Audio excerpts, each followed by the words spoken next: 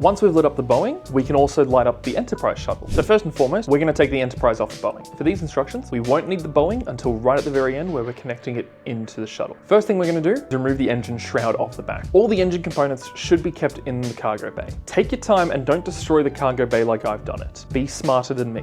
Take out all the necessary components. We don't need the wheels, so just the engines and the connectors for the engines. The first thing we're going to light up is the cockpit. We're going to remove the very top of the cockpit, the arched elements from behind it, the two side panels on either side of the cockpit, two more arched pieces, the two blue 1x1 modified bricks, and the 2x2 slope with the black plate attached to it underneath. You should have one Astro Large from the spotlight pack left over. We're just going to place it down in the cockpit. Then we're going to take the two smaller arch pieces and clip the cable in place with those. We're then going to take the 1x1 modified blue pieces and put them over the cable as well. Assemble the rest of the cockpit, putting those arch pieces back on, the two side panels, and the roof of the cockpit. We're going to take the 6 stock and we're going to clip that light into it now. We're going to start by taking off the main tail fin. We're going to remove all the shroud that covers where the engines are going to go as well. Take one of the cones, take off the round 2x2 jumper tile. To open up our 1x1 tether pack, place one of the 1x1 tethers in the middle of the cone. We're then going to take one of our solar lights and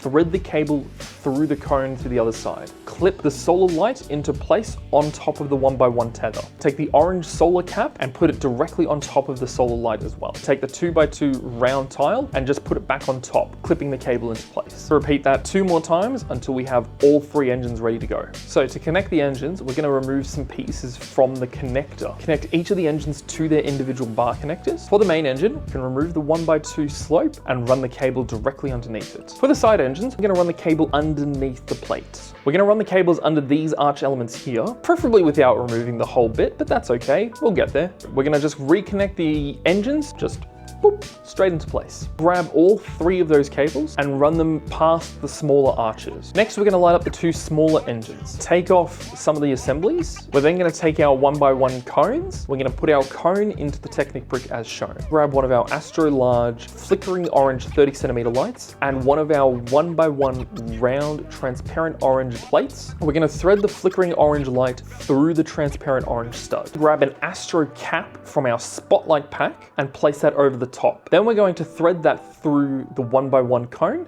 and clip it into place. Once that light is threaded through, reassemble that shroud. We're going to shove it back into place. You may have to jiggle the wires around to make sure they all clip in properly. So we're going to do the same as before. Disassemble, thread, Astro cap, thread again, reassemble, and then put into place. Plug all of the lights into the 6 stock.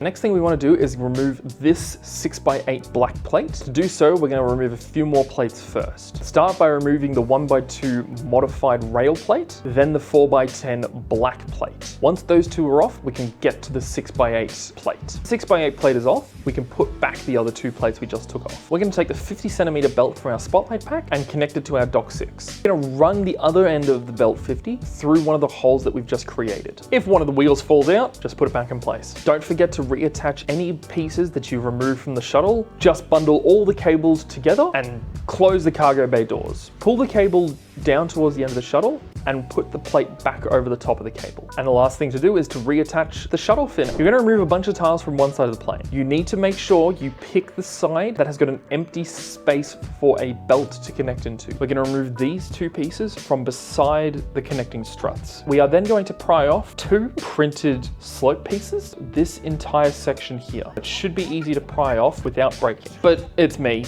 I've broken something again. Remove the tile next to the wing as well. Remove the 1x6 plate with inverted slope. Connect the shuttle onto the plane. We're going to connect the 50 belt from the shuttle to the open 3 dock belt port. Pull it tautly and clip the 1x6 plate over the top. Pull the cable up and clip it in place with the tile and one of the printed slope pieces. Shove as much of the wire as possible into the ship and then clip that giant panel we took off before over the top of the belt. Then all we need to do is put back the 2 printed slope pieces and those 2 little pieces from the connecting strut and we are good to go. The Boeing already looks fantastic, but now the shuttle has got beautiful high-powered engine glows and a fantastic cockpit right at the very front. It might not look accurate to real life, but this is a stunning way to display both the Boeing and the Enterprise Shuttle.